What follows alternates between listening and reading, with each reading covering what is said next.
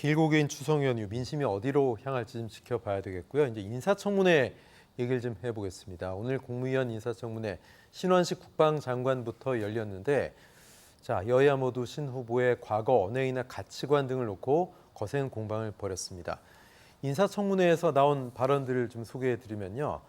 일단 쿠데타 옹호한 점, 또 문재인 모가지 발언 등은 그때도 이제 유감을 표했고 사과한다라고 얘기를 했습니다. 그리고 육사 홍범도 장군 흉상 이전 문제는 문재인 전 대통령 지시에 의한 것이다 이렇게 얘기했고, 최대한 빨리 9.19 군사합의 효력을 정지하도록 최선을 다하겠다 이런 이야기들을 했습니다. 최 교수님, 예. 뭐 저 논란이 된 발언에 대한 표현 자체도 또 논란이 될 수 있는 그런 얘기들도 좀 있었던 것 같아요. 있었죠. 뭐 쿠데타 옹호 같은 경우도 물론 본인은 뭐 그런 의도로 얘기하지 않았다고 해명을 네. 했지만 그 부분에 대해서 그 영상의 내용이 나오거든요. 근데 그런 발언들을 옹호하고 그다음에 뭐 군사 쿠데타 12.12 같은 경우에도 옹호하는 듯한 발언을 했었어요. 예. 그리고 뭐 일제에 우리 나라를 만행으로 지배했던 일제 강점기에 대해서도 뭐 긍정적인 평가 일부 그런 부분들을 했던 부분도 있어요. 대한 제국이 존속한다고 해서 일제보다 행복했다고 확신할 수 있느냐? 그렇죠. 이 그런 내용이죠. 발언을 했잖아요. 네. 이게 말이 됩니까?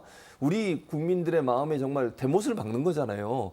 저게 저는 그래서 이제 신원식 지금 장관 후보자에 대해서 많은 사람이 의문을 갖고 있는 게 뉴라이트가 아니냐는 생각을 하는 거예요. 네. 그러니까 이제 신민지 과정에서 근대화가 이루어지고 문화적인 혁명이 이루어지고 이런 부분들에 대해서 도움을 받지 않았냐 이런 예. 주장을 하고 있는 게 뉴라이트의 주장들인데 네. 그런 생각과 의식을 갖고 있다고 하면 그건 과연 장관으로서 자격이 있는 거냐 하는 부분에 대단히 의문스러운 부분이고요. 네. 또 하나는 뭐 아까 말씀하신 그런 말 제 입으로 옮기기도 싫은 전직 대통령에 대해서 뭐 차마 입에 담을 수 없는 얘기를 하잖아요. 네. 그런 얘기를 한두 번 한 것도 여러 차례 한 것으로 알려지고 있습니다.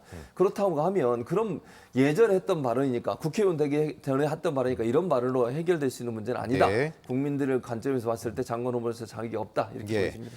유인촌 문체부 장관도 이제 인사청문회 앞두고 있고요. 일정조차 못 잡았던 여가부 김행 장관 후보는 이제 일정이 잡혔습니다. 5일에 일정이 잡혀 있는데요. 이종훈 평론가님, 사실 논란도 많고 특히 이제 김행 후보자 같은 경우에는 여당 내에서도 좀 고민해봐야 되는 거 아니 이런 얘기 나오고 있는데 임명 강행할 거라고 보세요? 그러니까 뭐 수사 대상이다라는 그러니까요. 얘기까지 지금 나온 상태. 김 의원 아니겠습니까? 그런 얘기했죠. 예. 그러니까 그런 정도 되면 사실은 이제 본인이 거취를 이제 결정을 좀 해줘야 됩니다. 네네. 대통령에게 이제 과도하게 이제 부담을 이제 줄 수 있다라고 한다면 과거 이제 전례들을 보게 되면 이제 본인이 자진 사퇴하거나 이제 예. 그런 그 경우가 있었는데 이분은 그럴 것 같지는 않아요.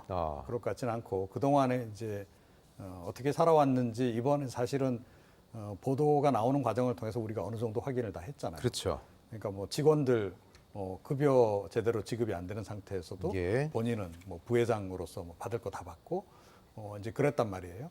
이제 그런 거로 봐서는 뭐 이분은 철저히 자기 것은 자기가 좀 챙기는 그런 주의자이기 예, 때문에 예. 이번에도 이 장관직을 놓치지 않기 위해서 아마 뭐 전력을 다하지 않을까 네. 이렇게 예상이 됩니다. 최 교수님, 예. 임명 강행 시 후폭풍은 없을까요? 어떻게 보십니까? 당연히 있죠. 선거도 얼마 앞두지 않았습니다. 지금 네. 이런 식으로 계속 이종훈 평론가 말씀하셨지만 김행 후보자 같은 경우는 저는 사퇴하는 게 맞다고 생각해요. 예. 대통령한테 이렇게 부담을 주면서까지 본인이 그 자리를 계속 지켜야 되겠습니까?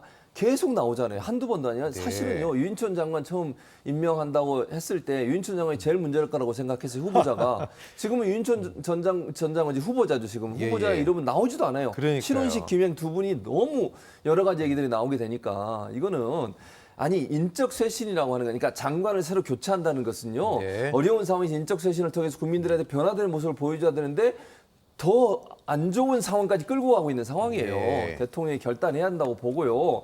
이런 식으로 계속 밀어붙여가지고 인사청문 보고서 채택 안 되는데 지금 17명인가 했잖아요. 네. 앞으로 또 3명을 더하면 이제 거의 이제 20명이 되는 거잖아요. 1년 반 정도 됐는데 이런 식으로 하는 것은 국민들한테 큰 실망감을 주는 것이다. 꼭 기억했으면 좋겠습니다.